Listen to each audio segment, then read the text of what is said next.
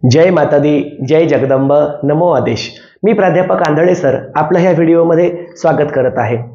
आज मला एक या ठिकाणी अतिशय आनंदाची अशी सूचना द्यायची आहे, ती म्हणजे सातारा आणि सांगली जिल्ह्यातील भाविकांसाठी। ती सूचना अशी की आता आपलं ध्यान उपासना शिबिर या ठिकाणी सातारा आणि सांगली या दोनही जिल्ह्यांमध्ये आयोजित होणार आहे।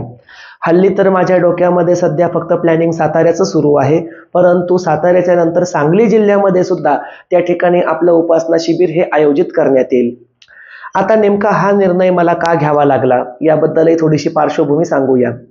बघा, तुमच्या सर्वांना कल्पना आहे की मी स्वतः माझ्या राहत्या घरी देऊळगाव राजा येथे जगदंबा देवी संस्थान या नावाखाली दर आठवड्यातून एकदा उपासना शिबिर आयोजित करत असतो आणि ह्या उपासना शिबिराला 2-4 महिन्याची परंपरा नसून तब्बल 15 वर्षांची परंपरा आहे। गेल्या 15 वर्षापासून हे उपासना शिबिर सुरू आहे। फरक एवढाच की सुरुवातीला माझ्या गावातील स्थानिक लोक या शिबिराला यायचे, त्यानंतर याचा प्रसार तालुक्यातील खेड्यापाड्यांमध्ये झाला, हळूहळू याचा प्रसार जिल्ह्यामध्ये झाला, त्यानंतर आजूबाजूच्या काही जिल्ह्यांमध्ये झाला आणि जेव्हापासून आपलं यूट्यूबवरती जगदंबा देवी संस्थान देऊळगाव राजा हे अधिकृत यूट्यूब चॅनल आपण ओपन केलं, तेव्हापासून तर माझ्या उपासना शिबिराचा प्रचार आणि प्रसार हा संपूर्ण पश्चिम महाराष्ट्र, कोकण किनारपट्टी, विदर्भ आणि मराठवाडा, थोडक्यामध्ये काय तर सर्व महाराष्ट्राच्या कानाकोपऱ्यापर्यंत झाला। आणि साहजिकच त्यामुळे महाराष्ट्राच्या कानाकोपऱ्यामधून, तालुक्यांमधून, जिल्ह्यांमधून माझ्याकडे उपासना शिबिरासाठी येणाऱ्या भक्तांची संख्या ही वाढत गेली।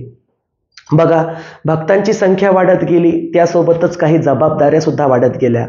जसं की सातारा असेल, सांगली असेल, कोल्हापूर असेल, पुणे असेल, या विभागातील भक्तांची मागणी अशी होती की गुरुजी, आम्हाला देऊळगाव राजाला येण्यासाठी त्या ठिकाणी 8 ते 9 तास एवढा वेळ लागतो, त्यामुळे अख्खा दिवस प्रवासामध्ये जातो, परतीच्या प्रवासामध्ये सुद्धा अख्खा दिवस जातो आणि उपासना शिबिर हे 1 दिवसीय असतं, असे आमचे एकूण त्या ठिकाणी 2 दिवस खर्ची पडतात। त्यामुळे उपासना शिबिर जर शक्य असल्यास तुम्ही पुणे जिल्ह्यामध्ये व सातारा सांगली जिल्ह्यामध्ये सुद्धा सुरू करा। आणि याच सर्व प्रेमासाठी, भक्तांच्या आग्रहासाठी, त्यांनी मला दिलेल्या विनंतीमुळे मी ही विनंती मान्य करून असा निर्णय घेतलेला आहे की इथून पुढे मी सातारा जिल्ह्यामध्ये आपलं उपासना शिबिर आयोजित करणार आहे। हे मी केव्हापासून करणार, हे कुठे करणार, किती तारखेला करणार याची माहिती वेळोवेळी आपल्या यूट्यूब चॅनलवरती कम्युनिटी पोस्टद्वारे किंवा व्हिडिओद्वारे कळवण्यात येईलच। परंतु या ठिकाणी मी सांगू इच्छितो, सातारा जिल्ह्यातील काही जणांचं, काही भक्तांचं माझ्यावरती फारच जास्त प्रेम आहे। म्हणजे एवढं प्रेम आहे की माझं नाव घेतल्याशिवाय, माझी त्या ठिकाणी चर्चा केल्याशिवाय, माझी त्या ठिकाणी स्तुती केल्याशिवाय त्या लोकांचं मन भरत नाही।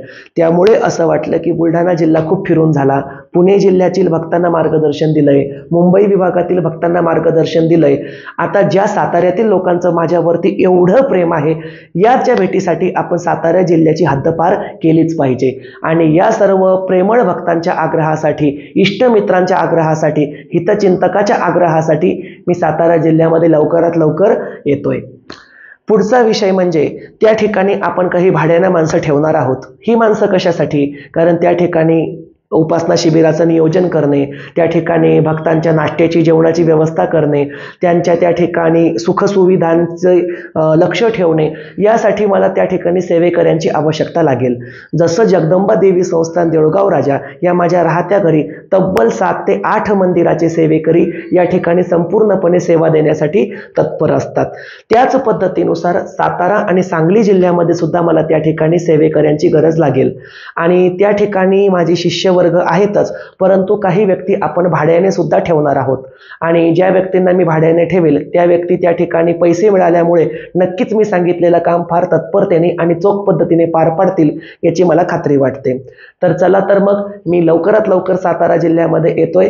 बुवाबाजीचा भांडाफोड करण्यासाठी, भोंदूगिरीचा भांडाफोड करण्यासाठी, खरं ध्यानाने उपासना शिबिर काय असतं हे तुम्हाला शिकवण्यासाठी आणि ध्यान शिबिराच्या नावाखाली लोकांना त्या ठिकाणी वशीकरण करून, संमोहित करून, म्हणजेच काय तर हिप्नोटाईज करून त्यांचा कष्टाचा पैसा चुरून खाणाऱ्यांच्या मुस्काटामध्ये झापड लगावण्यासाठी। चला तर मग, जय माता दी, जय जगदंब, नमो आदेश।